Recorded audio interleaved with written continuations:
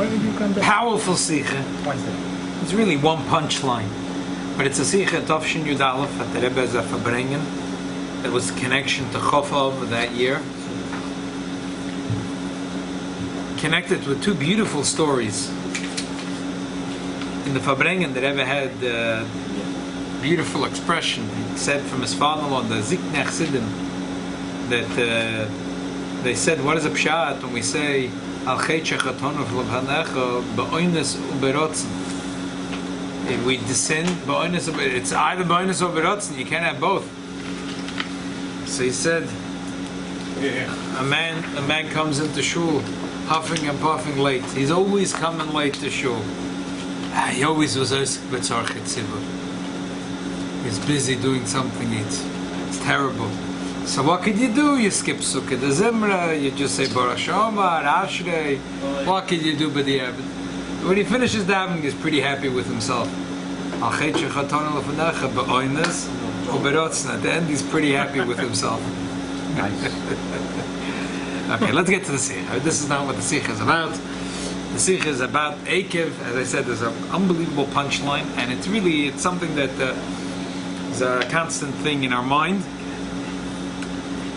And okay, let's get straight to it. Beautiful word. This year we ended up doing a lot of sichas where it's like between Rashi and the Medrash. So here is also a pasuk, the opening pasuk of this week's parsha. Rashi says something, the Medrash says something that's slightly different, and the Rebbe is trying to figure out what is the difference between Rashi and the Medrash, and also what is the pshat in Rashi and the Medrash. Because you're going to do these mitzvahs, and you will guard them.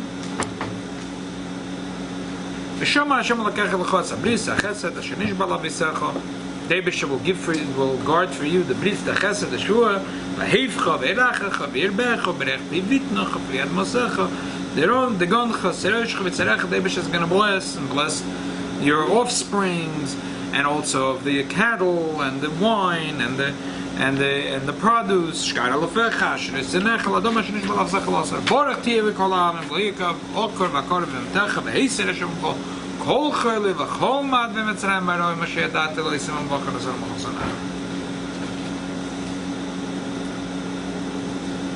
It's a cute word that my Zayd used to love to say, my mother's father at this. You know, there's some people that say that every year they have their vetlach.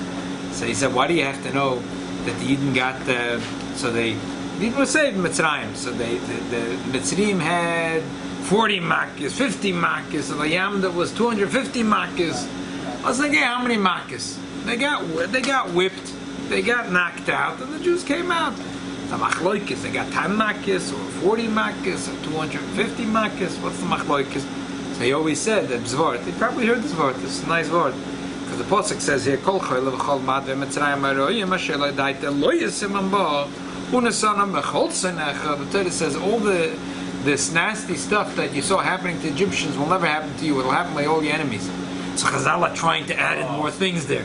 They're trying to make the list bigger and bigger. What can we put in there? Measles, can we hakarain? What else can we put in? What else can we put in for the Germans? As a hakarain, put a big list. What else? Add to the list. It's sort of like the thing with Moshe Rabbeinu, that whatever he'll see, the Eden will get Eretz Yisrael. So he went on top to see a far distance should be big to Eretz Yisrael. That by doing such a thing. Very nice. Yes. Right. Exactly the same. That's how. Exactly. Who brings what you said? I don't know who says it. My grandfather used to say that every year. So Rashi has a pshat like this. Obviously, it was bothering Rashi in the Medrash, but usually it says "V'hoya im shemoya tishmu." If it's a funny expression, "V'hoya akev tishmun."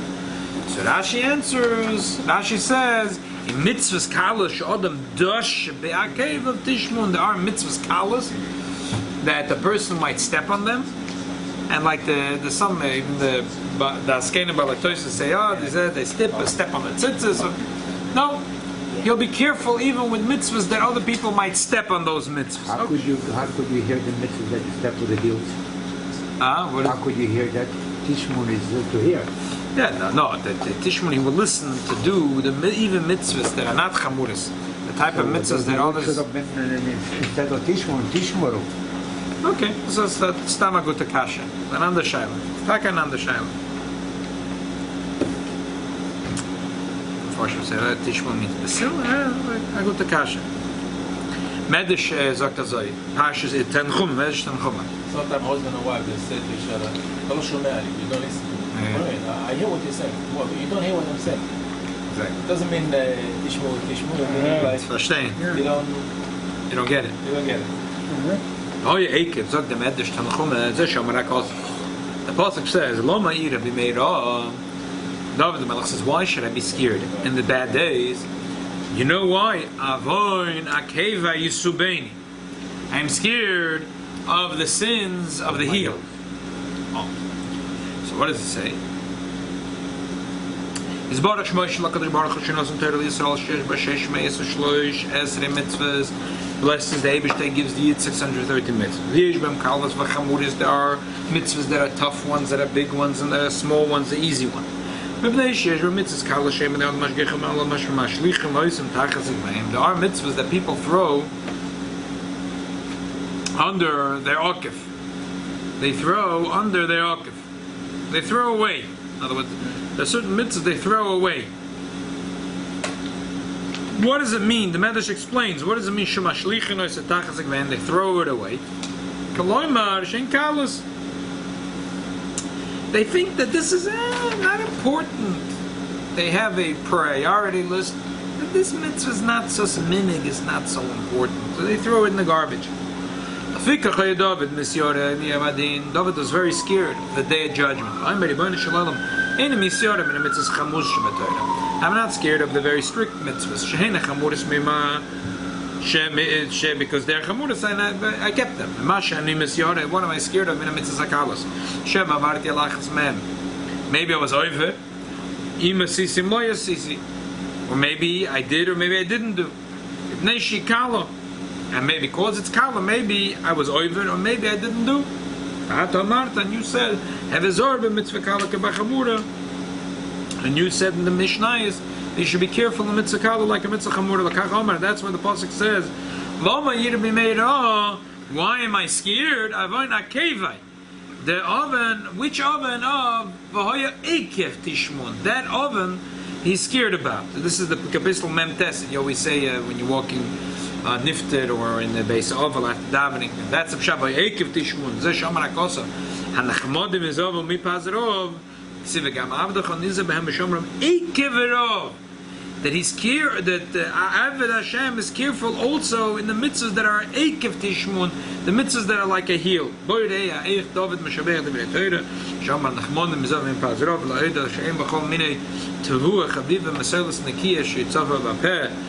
That the best thing is clean white flour, that people love it. Aber Rebchanina im Taimer She'em b'chol minei mashke mesukim min advash. Divrei Torah mesukim mekulam. Shekoseh mesukim mit dvash v'nei mesufim. David HaMelech was mityare al echad kama v'kama as. Amma David Rebbeinu Shalom. Rebbeinu Shalom im Shem mepnei shemesukim mit dvash basarti b'm chaz v'shalom. Don't think that I did the mitzvahs and I learned Torah because they're so sweet. I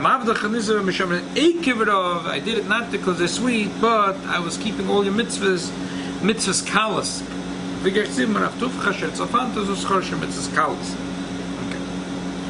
heard the word from Satmar Rebbe. A chassan came over to him and he says the day of the chassan he wants to put on a talus, but he wants to be chomer in a mitzvah. He wants to take chumras on himself. So Rebbe knew the chassan very well. He says, make sure when you put on a talus, make sure that you hit your neighbor with the tzitzis very hard. Make sure what? Make that sure you don't, sarcastic, that you don't hit the, that you hit your neighbor very hard. He sarcastically he said it. He wanted to be machmir in a mitzvah. Okay. So this is the mitzvah kala. This is the mitzvah kala. What's the lashon basarti? Huh? Basarti. I'm not sure. I'm a bicer as a grape, right? Right. A new grape. I don't know. I printed it a few portion, but Maybe it means the chapet of a rabbit. Well, it's still not right. Like, I don't know. Like, all right. I don't know. All right. what is chamuris versus kalas? How do you measure a mitzvah with chamuris and kalas? You can measure. He said mitzvah kala k'vachamura. Yeah, okay, well, Shmulek, you could see what is chayiv the tula, like chas v'shalom, Right. bris milah, or Right. Pesach, chayiv the tula karis. So that would indicate that it's a mitzvah. I mean, it's one way to examine. And kalas? So, you know, That doesn't have such a big something origin. is like Shavuos. People mezalzel Mana. by kala, people more machmir b'chamura. Yeah?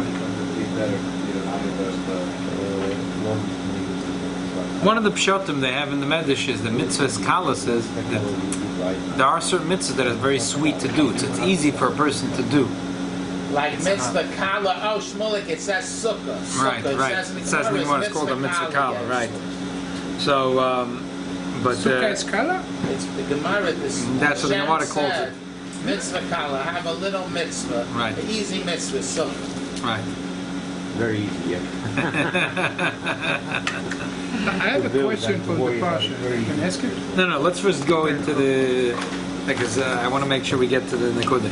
Okay, so Rashi is simple. Rashi says mitzvah's kalas means what's an easy mitzvah because people think that you can step on it.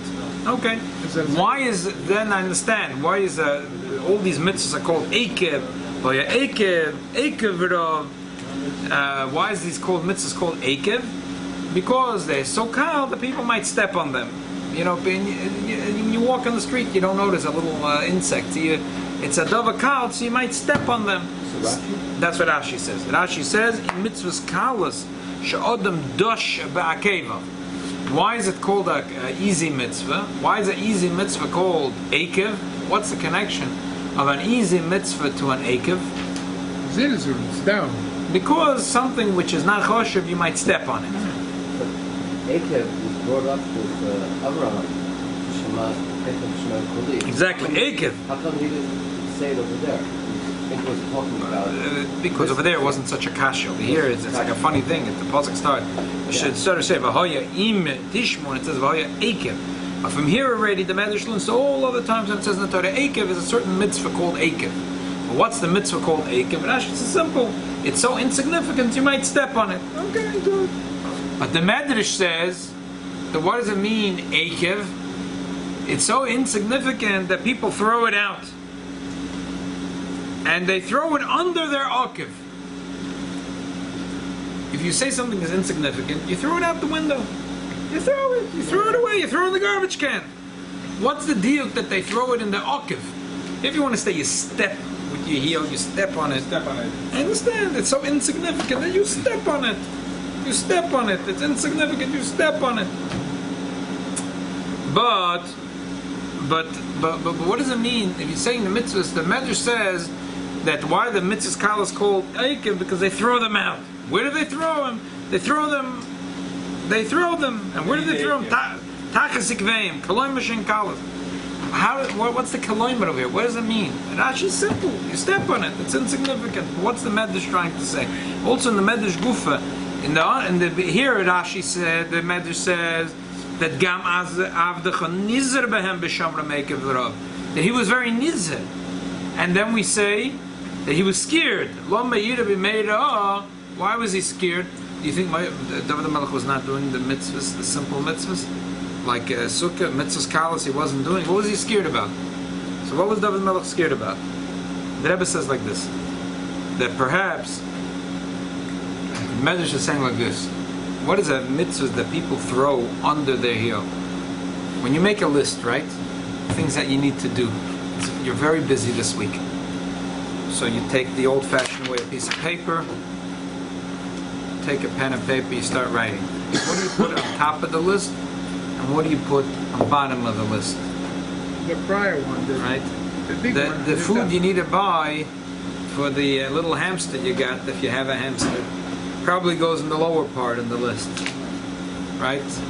If you're making a chasana that week for a child, the stomach that wouldn't even make it on the list. It would be on the other paper that's going to be put away for next week. On the top of the second list. On the side. Or if you have it in your phone, you have You have the things that are on the top of the list and the bottom of the list. That's the pshat. Rosh ve'akev. Rosh means the things that's on top of the list. Akev means it's on top of the bottom of the list. Why do you make a list? You go on to prioritize. You only have 24 hours in the day. There isn't. You can't negotiate an extra hour in the day. So you say, oh, this I'll do first. And more important. So there are certain mitzvahs. The person says, yeah, I have to do it. Sure, I'm going to do it. But that's later. This is, I have to take a seder. You have to make a seder. There first has to be the head, and then has to be the feet. And this happens in many things. And the Yetzer Hara sometimes kriegt the rein over here. The Frierdiker Rebbe said that the Yetzer Hara is called the kluginke, the smart one. The smart one. The Rebbe is called the smart boy. So he says like this, look. He says to a person, Taked, Ayoimim says that you should love a Jew. Even if you never met him and he never did you any favors, you should love him, mamish, kamoicha. Unbelievable the type of love. So he says, look, how about starting with the people that I know that they always do me favor? I forget to say thank you. How about starting there? It's right. You got to start from the top. Then you go to the bottom of the list. He says, you're talking to me about learning chitas every day. Shtickle chumash, tehillim, tanya. Telling you the way the Rebbe is saying the Sicha. I'm not even that, my davening is not so ay. My davening is mahoidavat kush. I start saying hoidu and all of a sudden I'm already kushing the siddur. So, let's talk about davening first. Then we'll talk the icing on the cake, the tehillim that's after the davening, and the tanya, but that's extra. Same thing in many things. It comes to the levels of a person's devotion to mitzvahs. First, let me make sure I'm solid in all the basics. Takonos of Anshe Knesses Agdoila. Then we'll talk about things that came later, the day of the Beis Yosef and the Ramah. Then we'll at the end we'll talk about Chassidus Hanhagas. So let's prioritize. The Rebbe said that once he was trying to talk. The Rebbe didn't say by himself. The Rebbe says it was a conversation once with someone. You guess yourself who is about adding a little bit spice lefnim mishuras adin in the avos Yisrael. So the Rebbe says the person answered, how about starting with the basics? The person said, I'll give you a mashal. How about if a person walks in the street, he's naked and he's walking with a tie? The nicest tie. Yeah, walking with a tie, but you're naked. It's not a shinklep, it's a bezayin. You're talking to me about adding spice to my avos Yisrael. Why don't you talk to me about basics?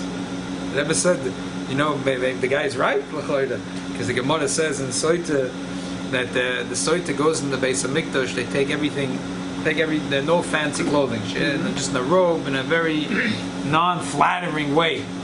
She stands there in a very non-flattering way. The Gemara says, the Mishnah says, you also take away her jewelry. The Gemara says, Maika Mashmalon, if you have to take away all her fancy clothing, and she puts on a black robe, Alach's Kama Vakama, that they, so the Gemara answers. The Gemara says, you might say like this, there's an expression, the Amri Inchi people say, there's an expression that they say, Shaliach Artil V'sayim Mesana, that this guy, he's naked and he's walking with shoes. It's more funny to people. A person, he walked out of his house, forgot to get dressed. But a guy is walking around with shoes and socks, but he's not dressed. That's funny. People laugh at that. They say, Artil Vasayim Masana. The guy is walking around with shoes and socks, but they forgot to put on all the other begodim. So the Gemara says you would say that maybe it's even strange. She's walking around here with this funny little gown and like an nightwear, and then she's wearing her jewelry. So it's more bizayin, kamash malon, that no, the Mishnah says like please that doesn't matter.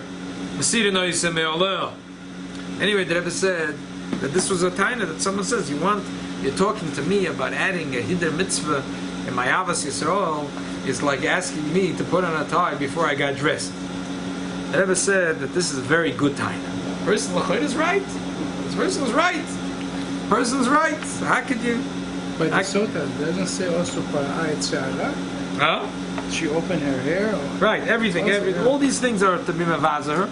But the Gemara says, what does a hava mean? And that she should keep on the jewelry, because that's even a bigger bizoin.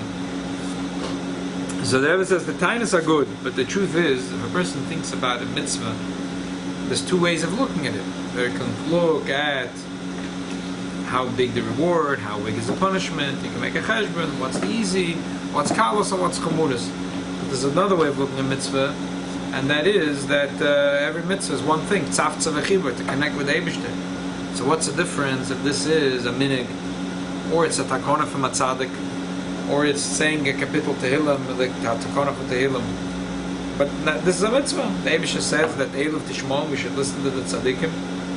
I'm doing what the Eibishter told me to do. So I'm doing a mitzvah. Mitzvah means I'm connecting with the Eibishter. So the Yetzer Hara sometimes tries to, like that says in the Mishnah, right? He likes to push it off, but he can't say don't do it. So he says, listen, prioritize. So therefore, that's the pshat when the Medrash says that there's an akev, mashlichin oisan tachas ekeveyin. They put it, not that they step on it. Now she's talking about mitzvahs that people might step on. Medrash is talking about mitzvahs that Yetzer Hara tells a person, prioritize, leave it for later, leave it for later. Another point, there's another point here that Rebbe says. He heard a story from his father-in-law that when his wife, the Rebbe's Allah Shalom, was a girl, the Frierdiker Rebbe had daughters, so he hired a malamed to teach them. He wanted his daughters to be Talmidei Chachamas. So he hired. There wasn't a Beis Yaakov those days. There wasn't a Beis Rivka in those days. So he hired a malamed to teach. The whole Sicha was not to teach women. Not does it? Exactly. Frierdiker Rebbe started off, I think, or Rebbe Rashav. So they wanted to for their children a malamed. Melamed or melamed? A malamed, not a malamed. A malamed, not a malamed. A malamed. So the Rebbe Rashav heard something that terrified him. He heard the malamed say that Something he doesn't want to teach him. yeah, he doesn't want to teach stories that are strange, things that kids don't understand, things that are like miracles or things that don't make sense. Let them first learn things that make sense. Then they'll learn about things that don't make sense. So the Rebbe Rashav heard that. He told his son, "Listen, this guy, you got to get rid of him immediately. This is no goodnik." The Rebbe said there was another story. There's a story. This story is unbelievable story. Unbelievable story. It's a story that takes about 20 pages to cover. It's a story that's published in the Sefer HaToldos of the Alter Rebbe. The Maskilin, they tried to get, in their mind, the Jews were very backwards. The Jews were backwards. I'm just jumping to different places in geography, just to give you, how did Chabad end up? How did Chabad end up being in Morocco so strong? What happened? In 1947, 48, all of the Chabad Chassidim were coming out of escaping Russia, and the Rebbe said, never mind, don't come to New York, you go straight to Morocco. So what happened? I just want to explain just a piece of history, because there was an organization called Alliance. They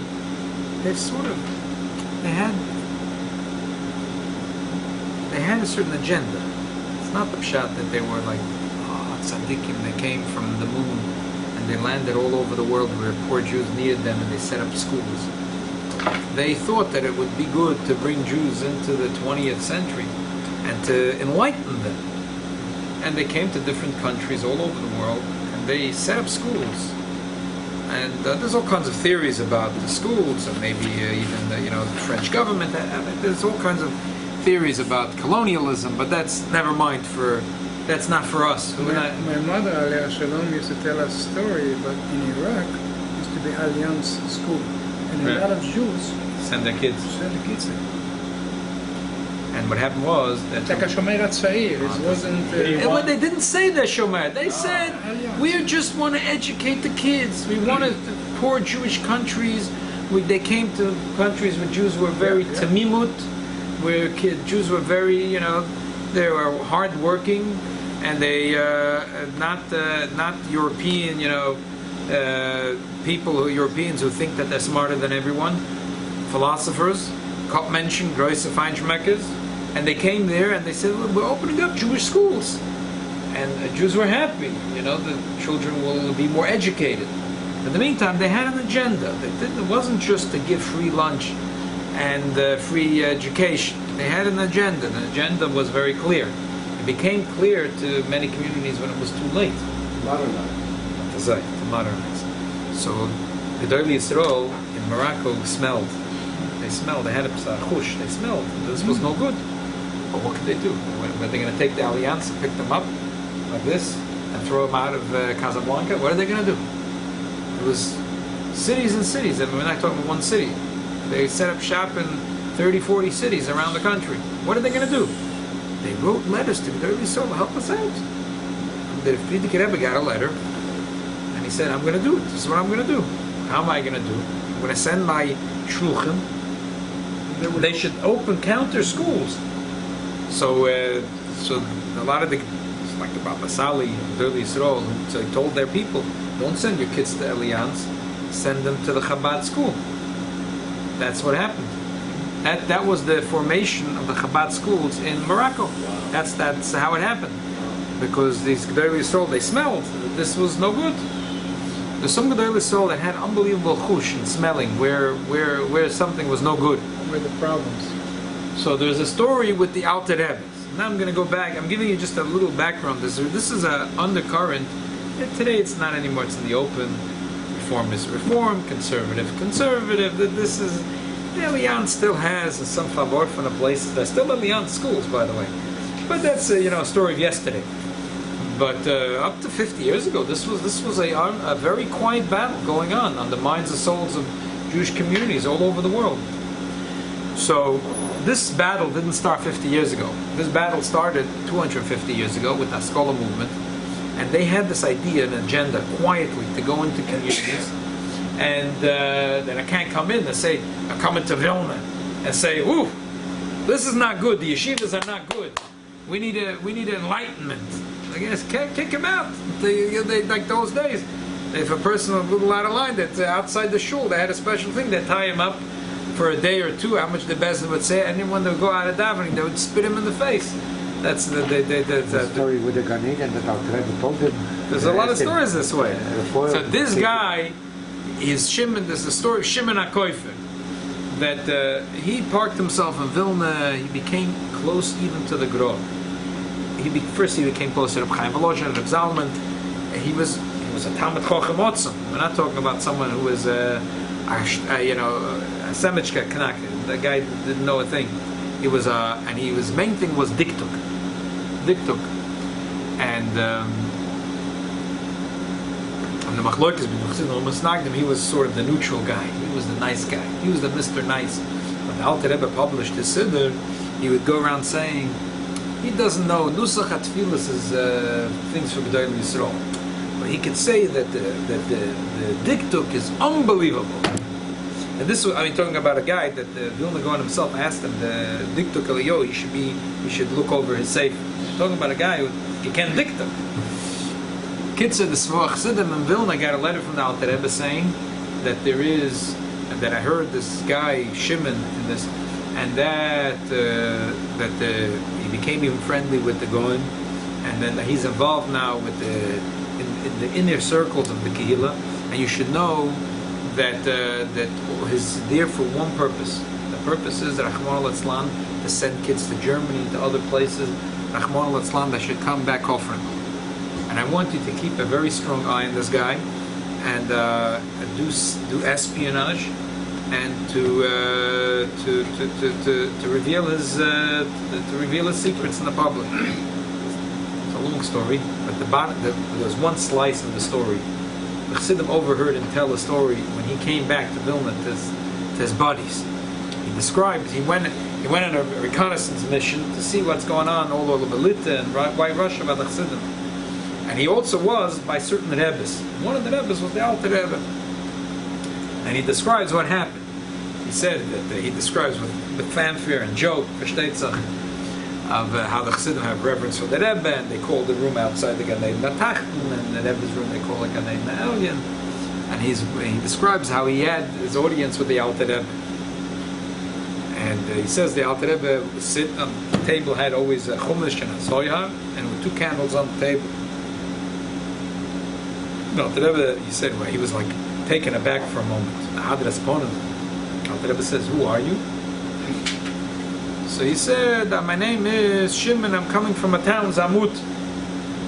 And I have a problem. I'm teaching the kids, and the kids today in Chadorim, they don't know any diktuk. The Yiddish kids have a big problem. They don't know Lashon Kodesh well. They don't, and I see that the Rav, the Balatanya, in other words, the Alter Rebbe, just published a Siddur, which everyone is, even in Vilna, the Mahala Meshabeya, they don't agree with the Nusach, but the diktuk is unbelievable. And so the Alter Rebbe must understand the importance. So you should give a letter to me as a endorsement that the Chadorim should know that it's important to teach the children diktuk. Alter Rebbe, he says everything was like this. Alter Rebbe, every few minutes he was leaning on his hands. Everything was with the dveikus. Alter Rebbe picked up his head and he said, you know, in heaven there's Toidas HaDiktuk, there's Toidas HaLoshen, a heichel. There's a heichel. And in the middle, there's the heichel of Megal Leponim Batoira Shaloi Ka'alocha. What happens is, at night, when the neshama, whatever the neshama was doing all day, that's the heichel when by night it goes up. When you learn diktuk, or language, Torah Salosh and Lashon Kodesh, because the heichel of Megal Leponim Batoira is in the middle, sometimes accidentally the neshama, when it goes up, it ends up in the wrong heichel.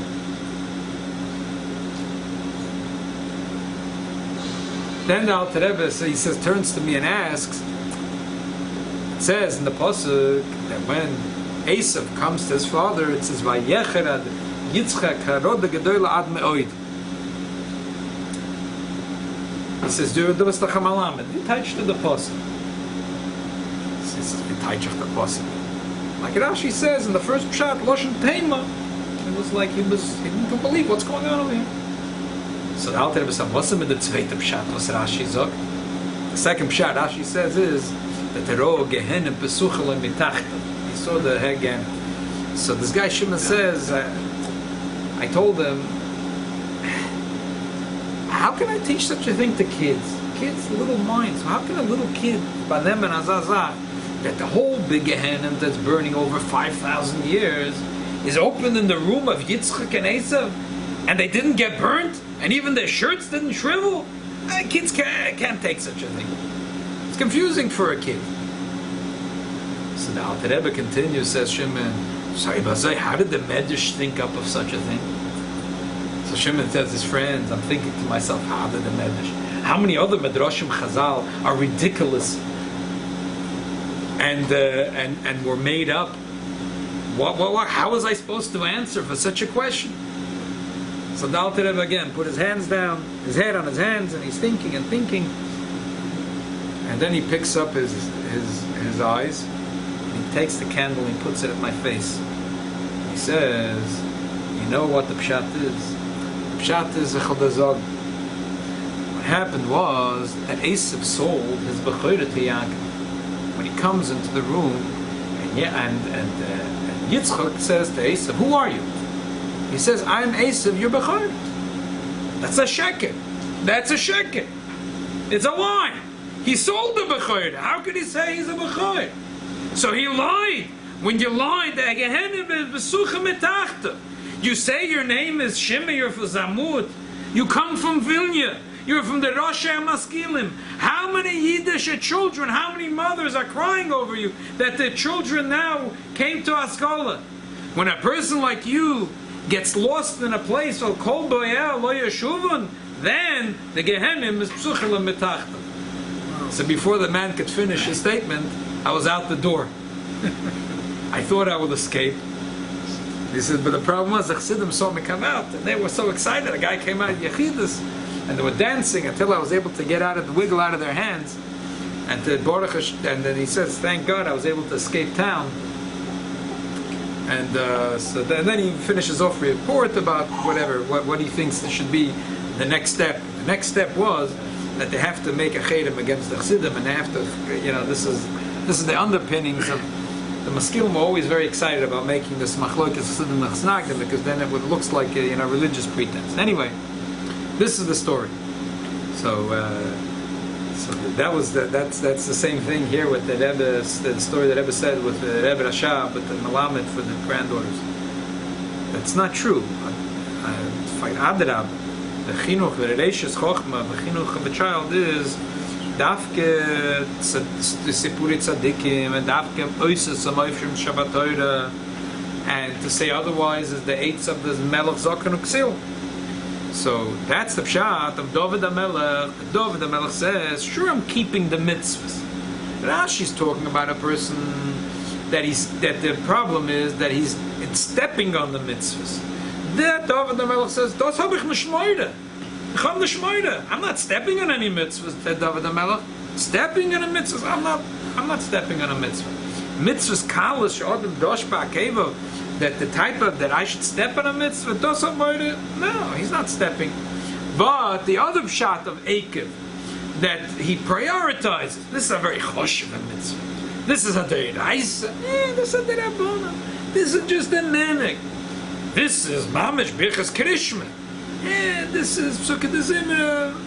Come like the shul 1 time, 3 times, 10 times, almost every time. But at the end of the day, apidin, I'm already good. All these other things that we give ourselves an excuse because we say it's on the bottom of the list. Akev doesn't mean that he steps on it. He does it later because it's less choshev. It's less choshev. But choshev and not choshev is only when you go up to sicha. But when every mitzvah is equally important, then you don't make a cheshbon like this. If every mitzvah is equally important, then every mitzvah is tzavtza with Eibishter, you don't make a cheshbon. And that's what David HaMelech said. His scared was Shema avarti v'lo yasis. It doesn't mean that he didn't do the mitzvah. Avarti is like Eim avirin ala mitzvahs. That maybe he wasn't zoris in the mitzvah. Lo yasis is like the Gemara says, K'deboy le'lameved lo yavan. Maybe he didn't do the way he should do it with the same. He did it. He didn't step on it, not do it. He did it, but it was less choshev in his eyes. So therefore, he didn't do it with the same umph, with the same rots, with the same zehirus. So that's what David HaMelech says. What's he made raw? He made raw means bad. A person's a bad luck. Things are running al piteva. Piteva yid is a sheep among 70 wolves. So why would a yid be scared? Be made raw? If a person he prioritizes what is up piseichel, it goes with piseichel. Don't tell me things that don't make sense. I said Gehenim. Things have to be rational, and when they're rational, there is a priority. Mitzvahs kalas is in the bottom, and mitzvahs chamu. He doesn't step on it, but he puts it on the bottom of the list. So then, it's okay. So then, also in this world, there's people that are strong, and there's people in the middle, on the bottom, and the people on the top step on the people on the bottom. But but if a person is nizer bekalake b'chamuda, so then the midah connected midah, the Eibishter makes that he doesn't have to be scared to be made off. So that's what David HaMelech says. Lo me'ira b'meiro, avon akev yisubeinu. He's scared, not that he didn't do mitzvahs kalas like Rashi said, that he stepped on the mitzvahs, but like the Medrash said, that maybe he put it on the bottom of the list, and they were not equally as important because he used the seichel to prioritize in the Rebbeinu Shalom's mitzvahs. So we see from this that the keli really for all the brachas in this week's parsha is akev. Like the Medrash says, not only that we don't step on mitzvahs, but also when we do the mitzvahs, that we don't try to say to ourselves, you know what, let's prioritize. We'll leave it for next year. This is not, I have more important things to work. No, mitzvah lo yotcha. It doesn't matter if it's akala, chamuda, because the mitzvah is that right now it's the connecting with the Eibishter. And that's chus on akev, that we're not mashlich, we don't throw it on the bottom of the list, and for that we're bezoicha that all the brachas in this week's parsha, and like David HaMelech is Mamsham Tehillim, Benes Eshe Yarbitzeni, Almei Menuchasina Aleini, all the brachas, Bebona, Chaya, Mezoyna, Revicha, Ala Adoma, Shenishba, Lavisecha, Los Eslach. Amen.